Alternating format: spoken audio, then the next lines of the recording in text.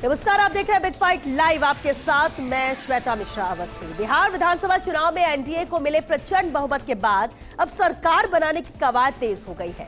NDA की bumper जीत के बाद नीतीश कुमार को विधायक दल का नेता चुन लिया गया है। नीतीश कुमार ने राज्यपाल को अपना इस्तीफा सौंपकर सरकार बनाने का दावा पेश कर दिया है। अब वे गुरुवार को पटना के ऐतिहासिक गांधी मैदान में रिकॉर्ड 10वीं बार मुख्यमंत्री पद की शपथ लेंगे। शपथ ग्रहण समारोह में पीएम मोदी समेत बीजेपी के सभी दिग्गज नेता भी मौजूद रहेंगे। वहीं बीजेपी ने डिप्टी सीएम के लिए एक बार फिर अपने पुराने चेहरों पर भरोसा जताया है। नई एनडीए सरकार में सम्राट चौधरी और विजय कुमार सिन्हा को दोबारा उप मुख्यमंत्री बनाने का निर्णय लिया गया है। नई सरकार में इन दोनों नेताओं की भूमिका बेहद महत्वपूर्ण मानी जा रही है। उधर लालू परिवार में फूट से बिहार में राजनीति गरमाई हुई है। आज बात इसी मुद्दे पर कि बिहार में कप्तान वही और टीम नहीं।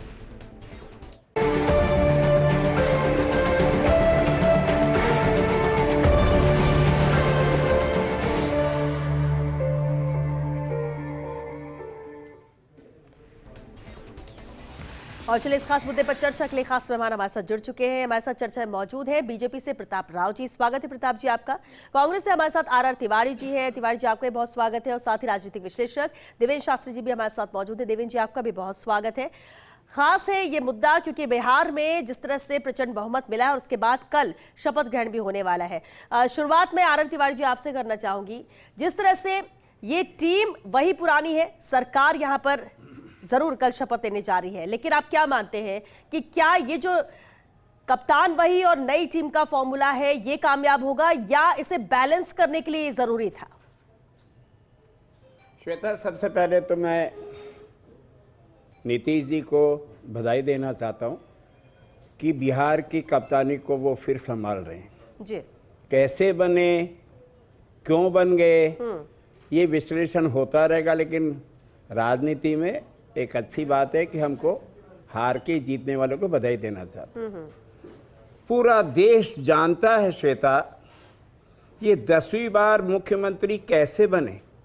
मुझे महाभारत का वो प्रकरण याद है श्वेता। प्रताप राव जी भी काफी विद्वान है, शास्त्री जी भी विद्वान है। द्रौपदी का जब चीर हरण हो रहा था, नंगा करके उसको नचाया जा रहा था, लोकतंत्र का जो कुछ चीर हरण हुआ बिहार के चुनाव में। एक जमाने में डाकुओं की फिल्में देखी थी कि वो मत पेटियां लूट करके ले जाते थे और अपने पक्ष के उम्मीदवार को जिता देते थे। फिर बाद में दलीय लोगों ने जो गुंडागर्दी करते थे वो मत पेटियों को ले जा करके अपने उम्मीदवार को जिताते थे। पहली बार 75 साल के लोकतंत्र के इतिहास में केंद्र सरकार के प्रधानमंत्री और गृह मंत्री जी की मौजूदगी में नीतीश कुमार, जिसको सुशासन बाबू कहते हैं, उनके नेतृत्व में घूस दी गई 29,000 करोड़ की। अरे उम्मीदवार के बाद जब चुनाव 2 चरणों में चल रहे थे, 6 नवंबर 11 नवंबर, केंद्र सरकार और राज्य सरकार की मिलीभगत से चुनाव आयोग ने आंखें बंद कर ली। चुनाव आयोग ने कोई मतलब नहीं होगा चर्चा। अरे आपने उनको घूस दी, 10-10 हजार रुपए महीने का डाल करके आपने चीरहरण कर दिया। विपक्षी दलों को अगर खत्म ही करना तो अध्यादेश ला दो, तानाशाही कर दो। मुझे डर है प्रताप राव जी, मुझे डर है शास्त्री जी, श्वेता, क्या भारत चीन और रूस के कदमों पे चल रहा है? वहां पर भी लोकतंत्र है, वहां पर भी राष्ट्रपति बनते हैं, वहां पर भी प्रधानमंत्री बनते हैं। तिवारी जी, मेरा सवाल तो कल शपथ ग्रहण इस टीम को लेकर है। शासन की ओर भारत बढ़ रहा है। तिवारी जी, मेरा सवाल कल शपथ को लेकर है, आप इस पर जवाब दीजिए क्योंकि लिमिटेड टाइम है सर। अब ये क्या हुआ वोटिंग के दौरान, कैसे जीते, क्या अब इस पर जीत गई, सरकार बन रही, कल शपथ ले रहे हैं 10वीं बार नीतीश कुमार, लेकिन ये जो टीम बनी है इसको लेकर विपक्ष, क्योंकि चुनाव तो आप लोगों ने भी लड़ा, मजबूती के साथ लड़ा, जीत नहीं मिली, महिलाओं की ताकत पर नीतीश कुमार सुशासन बाबू बने। ठीक है, जिस ताकत पर देश के प्रधानमंत्री करें, दुनिया में सबसे लोकप्रिय अगर महिलाओं का प्रधानमंत्री तो नरेंद्र मोदी। पुरानी शराब को नई बोतल में, वही दोनों मुख्यमंत्री, वो दोनों के दोनों डिप्टी चीफ मिनिस्टर। अरे महिलाओं को तो आगे लाते हैं सुशासन बाबू की जगह। मैं मानता देश के प्रधानमंत्री जी को, लेकिन पहले ही वो तो सीएम फेस अनाउंस कर चुके थे, क्यों बदलते चीफ मिनिस्टर बनाते ना। वो कई वही दोनों चले इस पर, क्योंकि बीजेपी के दोनों चॉइस है। प्रताप जी से भी जवाब लेते। प्रताप जी, एक जवाब तो तिवारी जी जो आरोप लगा रहे हैं, उस पर एक जवाब चाहूंगे, और साथ ही साथ ये भी कि अब क्योंकि कल शपथ लिया ही जा रहा है, लेकिन एक अहम बात ये भी कि ये जीत जो हुई है, क्या विपक्ष की कमजोरी की वजह से इतनी बड़ा बहुमत कामयाब हो पाए लेने में? श्वेता, अभी या आपको लगता है कि स्थिर सरकार बिहार की जनता चाहती थी, वो देख रही है, उसी पर ही उसने मुहर लगाई? श्वेता, पहली बात तो ये है कि हमारे बड़े भाई साहब आर तिवारी जी ने द्वापर की बात की, मैं त्रेता की बात करता हूँ। त्रेता में जब रामराज जाने वाला था, मंथरा के विलाप के चलते रामराज्य नहीं हो पाया था, लेकिन इस बार केकई और दशरथ दोनों ही जागरूक है, मंथरा की नहीं चलेगी, इसलिए कांग्रेस का ये मंथरा विलाप जो है ना, वो अब नहीं चलने वाला है। ये जब भी राम राज्य आता है तो इसी तरह का विलाप करने की इनकी आदत है। पहली बात ये है कि जब बिहार का चुनाव हो रहा था, बिहार में वोटिंग हो रही थी, और वोटिंग के बाद भी जब भी यहाँ डिस्कशन हुआ है, तो शुरुआत से ही भारतीय जनता पार्टी, हम लोग सब इस बात को लेकर निश्चिंत थे कि इस बार बिहार की जनता बहुत बड़े बहुमत के साथ वो नीतीश कुमार और एनडीए को चुनने वाली है।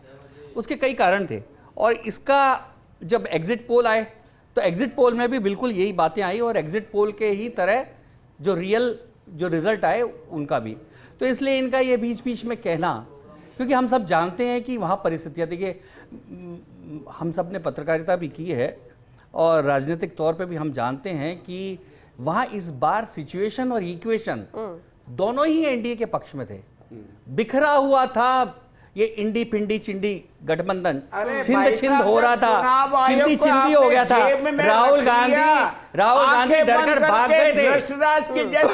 राहुल गांधी को पहले ही डर हो गया था, डरकर भाग गए थे। चुनाव में नहीं आए, केवल एक बार आए, एक बार भी आए और मुंह दिखाई करके चले गए। राहुल गांधी को खुद को भरोसा नहीं था। मैंने डिबेट में उस समय भी कहा था, इस बार कांग्रेस का सफाया वाला है, सुपड़ा साफ, और सुपड़ा साफ हो गया।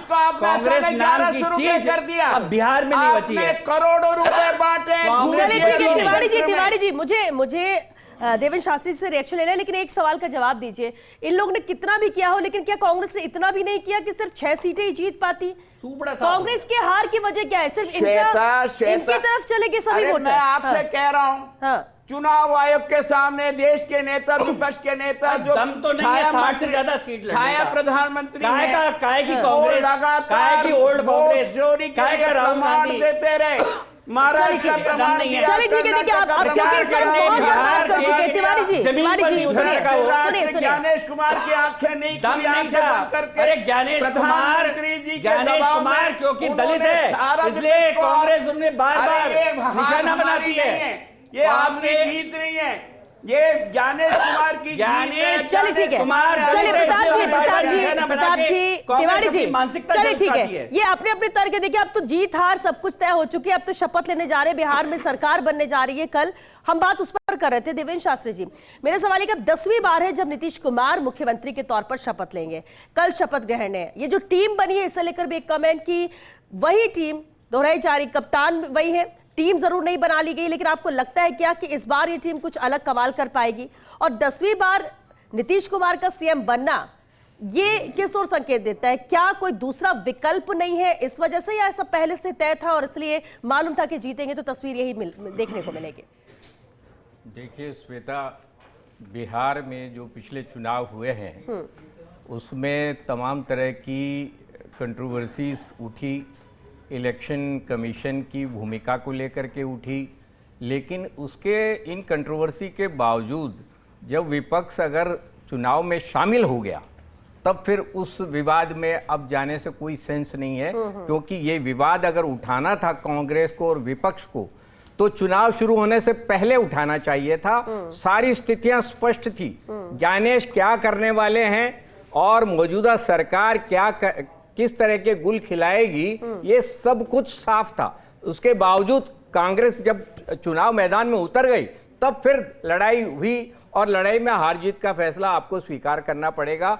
मैं समझता हूं कि यहां विपक्ष की ये कमजोरी आप कह सकते हैं कि जिस वक्त जो मुद्दा उठना चाहिए, ये जो सरकार की जो भी कारगुजारियां जिन पर सवाल उठा रहे हैं हमारे कांग्रेस के साथी, उन पर समय पर उठाना चाहिए। जब समय चूक गए तो उसके बाद क्या फायदा है। अब सवाल यह है कि 20 साल से, जैसे प्रताप जी कह रहे हैं, 20 साल से सरकार वहां पर है और 10वीं बार शपथ लेंगे। मैं ये कह रहा हूं कि 20 साल तक सो कॉल्ड राम राज्य चल रहा था वहां।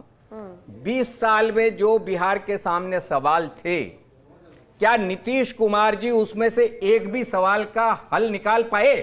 क्या बेरोजगारी खत्म हुई? क्या पलायन खत्म हुआ? क्या भुखमरी खत्म हुई? क्या वहां पर सबसे कम, देश का सबसे कम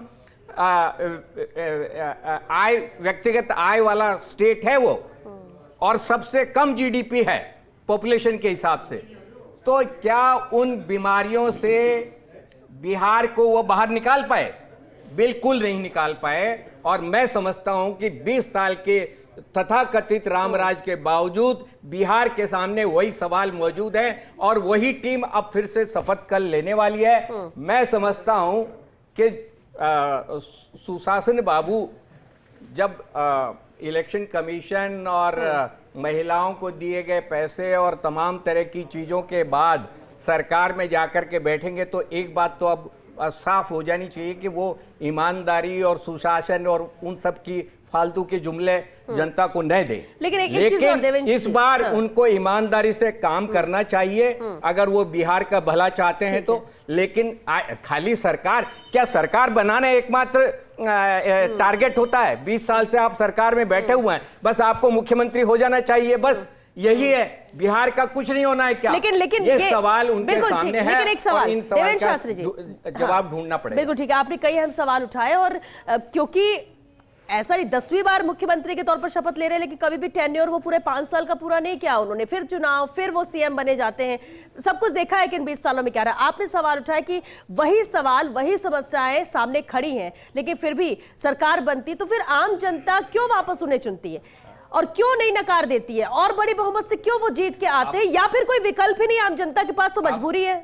अब ये क्यों चुन रही है जनता? चुन रही है या ये खेल जो इलेक्शन का खेल है केवल महज मैनेजमेंट का रह गया है? वो चाहे कुछ भी मैनेज करना पड़े, चाहे इलेक्शन कमीशन मैनेज करना पड़े, चाहे वोटर मैनेज करना पड़े, चाहे पूरा सिस्टम मैनेज करना पड़े, ये पूरा गेम जो है वो मैनेजमेंट का रह गया और भारतीय जनता पार्टी पूरा मैनेजमेंट का गेम था। प्रताप जी, इस पर एक कमेंट जरूर चाहेंगे कि ये बड़ा सवाल, एक बड़ी जीत है लेकिन साथ ही बड़े सवाल। देवेंद्र शास्त्री जी ने जो सवाल उठाए उसका जवाब तो बिहार की जनता ने दे ही दिया। लगातार चुन रही है। इनकी जो मजबूरी या इनकी परेशानी ये हो सकती है बार बार क्यों चुन रही है, ये बिहार की जनता से पूछना चाहिए। देवेंद्र जी, मुझे पता नहीं कि बिहार गए या नहीं गए, लेकिन मैं पिछले 2-3-4 सालों में बहुत बार गया हूँ और मैं आज से 10 साल 15 साल पहले भी गया हूँ, जब विद्यार्थी था तब भी गया हूँ। जो बदलाव बिहार में है, जो बदलाव वहाँ के विकास में है, वो वहाँ साफ नज़र आता है। और देखिए, बिहार का व्यक्ति पूरे देश में है और उसके रिएक्शन से ही समझ में आ जाता है। अब यहाँ जो बिहार के लोग जो काम कर रहे हैं उनसे जब पूछेंगे तो वो स्वयं कह देंगे। इतनी बड़ी संख्या में, अब रोहिणी आचार्य जी का एक हम छोटा सा उदाहरण लेते हैं। उन्होंने बिहार की जनता की मानसिकता को स्पष्ट कर दिया, किस तरह से एक परिवार में ही एक महिला के साथ गुंडागिर्दी करने वाला परिवार जब राज में आने की कोशिश करता है तो बिहार की जनता का यही जवाब होता है। और देखिए, मैं चुनाव से पहले कई बार गया बिहार में यही था। उनको इस बात का हमेशा डर सताता था कि लालू का राज नहीं आना चाहिए, क्योंकि नीतीश ने वहां की कानून व्यवस्था को पूरी तरह से बदला। आज बिहार में पहले, जब नीतीश की सरकार के पहले, देवेंद्र जी भी गए होंगे, 6 बजे के बाद सड़क पर निकलना मुश्किल होता था। कहा जाता था कि कोई अगर रास्ते में जा रहे हो, कोई पुलिस वाला भी रोके तो नहीं रुकना। अब बिहार में महिला भी रात के 10 बजे निकलती है। लेकिन प्रताप जी, ये 20 साल पहले की तस्वीर थी जब लालू राज था। हाँ। इसके बाद धीरे धीरे बदला। लेकिन क्या इस 20 सालों में लगातार जो सत्ता में रहे, क्या बिहार वाकई में दूसरे राज्यों की तरह ही सुरक्षित हो गया है? क्या दूसरे राज्यों की तरह विकास वहां पे दिखता है? देखिए, बिहार की जो स्थितियां थी उसमें हमें पुराने बिहार से नए बिहार की तुलना करनी पड़ेगी। 20 हम साल में महाराष्ट्र 500 उद्योग से धंधा लगाया प्रताप राव। या मैं आपसे कह रहा हूं, और एक बड़ी आंध्र से तुलना नहीं कर फैक्ट्री का सकते। नाम बता दो, देखिए, कोई औद्योगिक घराने वहां जाकर के अपना प्रतिष्ठान लगाओ। आपको पता है 4 करोड़ बिहारी आपको पता है वहां की, आपको पता है वहां की परिस्थितियां, 4 करोड़ बच्चे, आपको पता है वहां की परिस्थितियां, वहां कितना इन्वेस्टमेंट आया है, छोड़ करके वहां पालने के लिए जा रहे 20 साल का शोषण। ऐसा है आर तिवारी जी, हालात तो आपने हिमाचल और कर्नाटक की खराब कर दी है। सरकार जो विकसित राज्य है, विकसित राज्यों में अब इन्वेस्टमेंट आना बंद हो गया है आपके डर के कारण, जो भ्रष्टाचार आपने फैलाया हुआ है।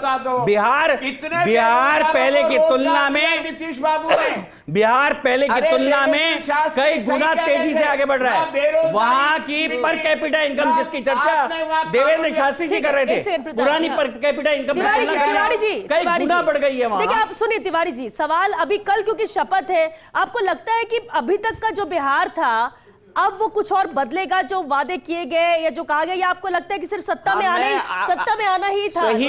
ये सही कहा श्वेता, क्या 2 लाख रुपए का जो वादा जीविका दीदियों से कहा आपने, कौन सी तारीख को देंगे जीविका दीदियों को 2 लाख रुपए? आपने 10-10 हजार रुपए तो दे दिए जीविका दीदी को। आपने कहा हमारी सरकार आ जाएगी, हम 2 लाख रुपए देंगे। तारीख बताएंगे क्या ये प्रताप राव जी? ये देश के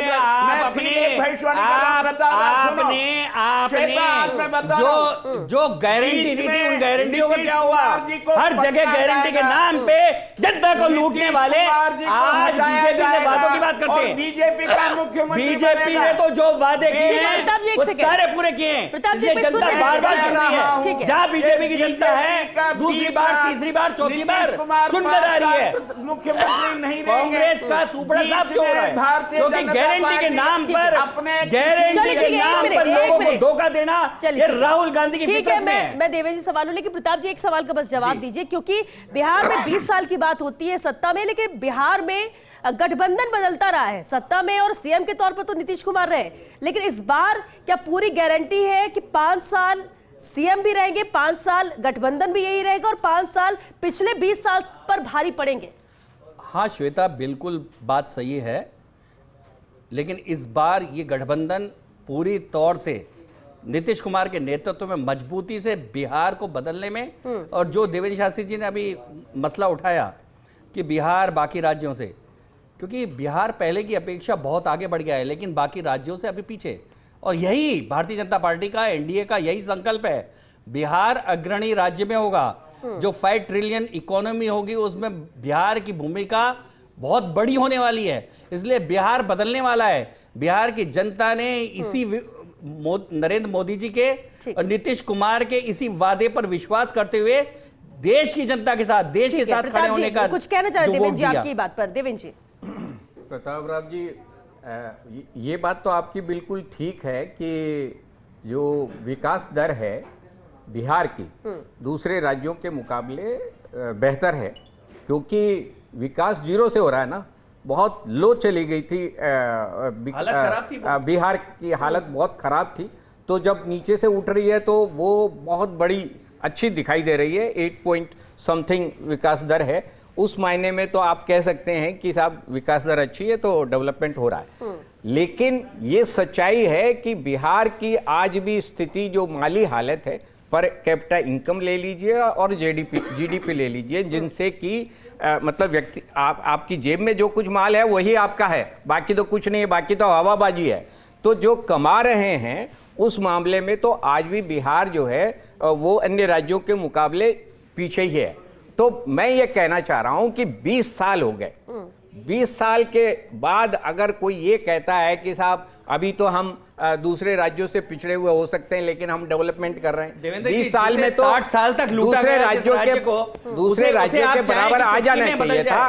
पर 60 साल तक जिसको खोखला कर दिया गया, 60 साल तक जौक की तरह जिसको चूस लिया गया हो, उसे आप कहें कि चुटकी में लाल हो जाए, ऐसा नहीं होता, समय लगता है। प्रताप राव जी देखिए, जब आपको सत्ता मिल जाती है और सत्ता भी 20 साल तक, उसके बाद आपको पीछे के लोगों को नहीं कोसना चाहिए। माफ करना 20 साल बहुत लंबा वो समय उतना होता नहीं, है। लेकिन गड्ढे भरने किसी के लिए भी समय स्टेट- चाहिए होता है। किसी गड्ढा भी इतना स्टेट था, को डेवलप अफ्रीका करने को के लिए एक झटके में बहुत अमेरिका more नहीं than बनाया enough गया time है। था। खड्डे तो भर दो आप। सवाल ये अरे है, आप लोगों के मुख्यमंत्री खड्डे, अपने सवाल ये है, आप लोग खड्डे तो तो भर खड्डे, दो। सवाल ये है, दूसरे के खड्डे किए आपसे तो प्रताप राव जी, पीढ़ियां लग जाएंगी। राजधानी के लेकिन- खड्डे नहीं भरे गए आप। चलिए वो ठीक तो है, बात नरेंद्र हो गई। मोदी का एक जिगर है, देवेंद्र जी, वो जिगर है। बिहार की इन्होंने नई अपना टीम जिगर पर- से ही एक सेकंड देश को इतना प्रताप जी, आगे कर वक्त खत्म दिया। हो रहा है। देवेंद्र जी फाइनल कमेंट चाहेंगे, बिहार की जो नई टीम तैयार हो रहा है कि संभावित मंत्री कौन होंगे, कल नाम साफ हो जाएंगे, लेकिन कितनी उम्मीद इस नई टीम से? Final comment, यही हाँ। बात है, यही मैं कहना चाह रहा था जिस पर श्वेता जी लेकर के आई हैं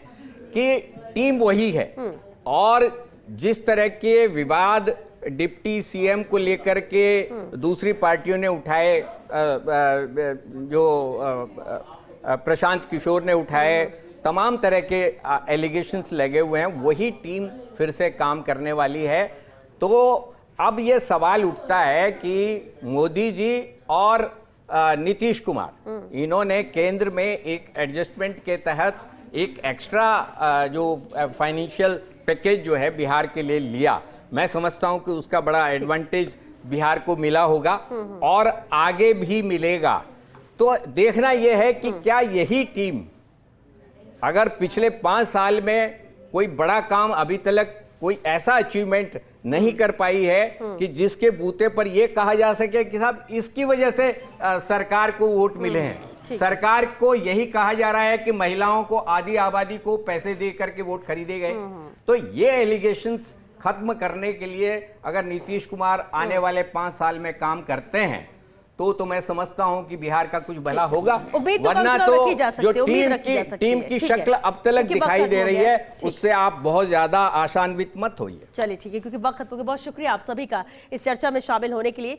देखिए, वही टॉप तिकड़ी है बिहार में जिसके हाथों में कमान है। मुख्यमंत्री की बात करें या उप मुख्यमंत्री के तौर पर बात करें, संभावित चेहरे क्या हो सकते हैं, हालांकि नाम कहीं सामने आ रहे हैं, लेकिन कल जब शपथ ग्रहण होगा तब तस्वीर बहुत हद तक साफ होगी। इतना जरूर है, बिहार की जनता ने जिस तरह से एक बड़ा प्रचंड बहुमत दिया है बिहार में, क्योंकि उम्मीद बहुत ज्यादा है। अब देखना होगा कि क्या ये 5 साल पिछले 20 सालों में भारी पड़ते हैं या नहीं, क्या काम की रफ्तार रहती है, क्योंकि टीम तो वही है, लेकिन क्या तेज गति से दूसरे राज्यों की तुलना में आने के लिए और बिहार को एक नए चेहरा, नए विकास की राह में ले जाने के लिए कितनी रफ्तार के साथ यहाँ पर काम होता है, या फिर वैसे ही चलता रहेगा जैसे बिहार में चलता रहा है। यही इंतजार बिहार की जनता कर रही है। बहरहाल सबसे पहले तो इंतजार ये है कि आखिर इस टीम में और कौन कौन से चेहरे होते हैं, तस्वीर कल साफ होगी शपथ ग्रहण के दौरान। चलिए 6 बिग फाइव लाइव मैच के लिए बस इतना ही। नमस्कार।